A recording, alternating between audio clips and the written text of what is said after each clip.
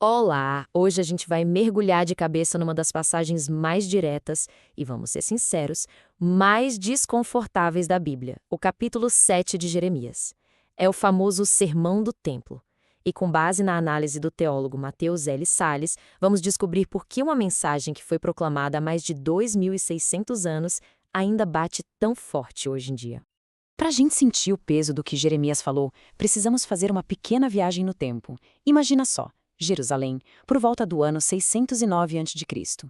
A nação está no meio de uma crise política gigantesca e, pior ainda, numa decadência espiritual profunda.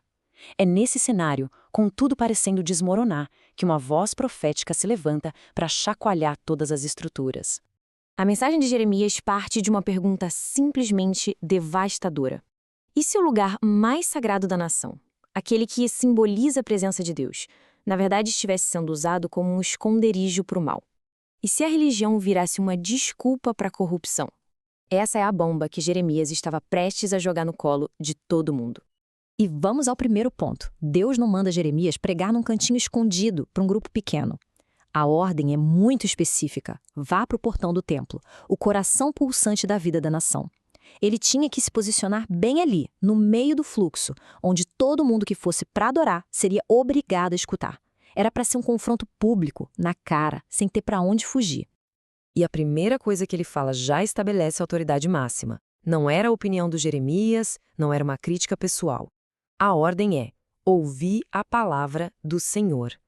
Com essa frase, ele deixa claro que é só um porta-voz.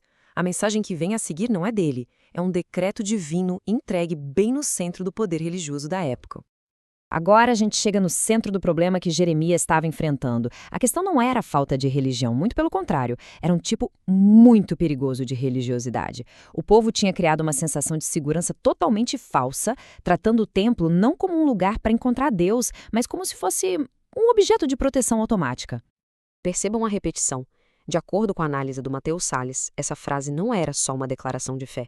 Era quase um mantra, um canto supersticioso. A crença era que, enquanto aquele prédio estivesse de pé, a nação estaria segura. Não importava como as pessoas vivessem suas vidas. O templo tinha virado basicamente um amuleto da sorte. E aqui a gente precisa entender bem esse conceito. O que Jeremias estava atacando era a superstição religiosa. Ou seja, aquela crença de que rituais ou lugares sagrados funcionam como uma garantia, uma espécie de apólice de seguro divina, que dá imunidade contra as consequências dos nossos próprios atos.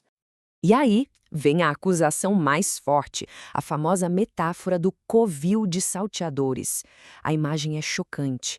Deus está acusando o povo de viver uma vida de roubo, opressão, injustiça e depois correr para o templo para se esconder, como se fossem ladrões voltando para o seu esconderijo depois de um crime.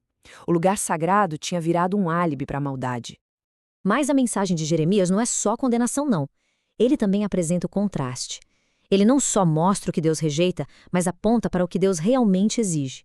E essa exigência não tem nada a ver com mais cerimônias, mas com algo muito mais prático e profundo.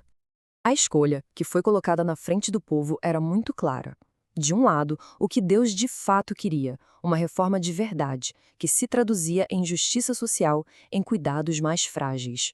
Do outro lado, o caminho que eles estavam seguindo, opressão, idolatria e uma confiança cega em rituais vazios. A mensagem é reta. Fé e ética andam juntas, não tem como separar. Essa passagem tem uma ironia que corta na carne. Deus basicamente fala: querem saber? Peguem essas ofertas de vocês que deveriam ser sagradas e façam churrasco. Para mim, não vale nada. E ele lembra a eles que desde o comecinho da aliança, lá na saída do Egito, o principal mandamento nunca foi sobre rituais. Sempre foi sobre algo muito mais básico: obediência. E o mais interessante é que essa mensagem não foi um evento isolado. Jeremias, na verdade, estava ecoando um tema que atravessa toda a história de Israel e que continuaria a ecoar por séculos. Isso mostra como essa ideia é central na mensagem bíblica como um todo. Essa linha do tempo aqui mostra algo muito poderoso. A mensagem não começou com Jeremias, não. Primeiro, Deus aponta para a história de Siló, o santuário original que foi destruído por causa do pecado. O recado era claro: se eu fiz antes, eu faço de novo. Séculos depois, Jeremias repete o aviso.